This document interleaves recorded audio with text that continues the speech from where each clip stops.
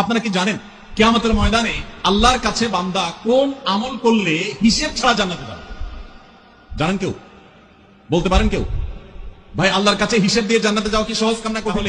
হিসেব ছাড়া আল্লাহ তাআলা এমনিতে বলবেন হিসাব হিসাব নাই, তোমাকে এমনি জান্নাতে দিলাম। এটা চান আপনারা? দেখুন কোরআনে কারীম আল্লাহ তাআলা বলছেন, ইন্নামা ইউওয়াফাস সাবিরুনা আজরাহুম বিগাইরি হিসাব। আল্লাহ বিনিময় দেওয়ার ক্ষেত্রে, সওয়াব দেওয়ার ক্ষেত্রে দুনিয়াতে যারা সবরকারী হবে, যারা ধৈর্যশীল হবে, যারা সহিষ্ণু হবে, যারা নিজেকে নিয়ন্ত্রণ করতে পারবে, এই সবরকারীদেরকে আল্লাহ তাআলা হিসেব ছাড়া দিবেন, তাদেরকে সওয়াব দিবেন হিসেব ছাড়া।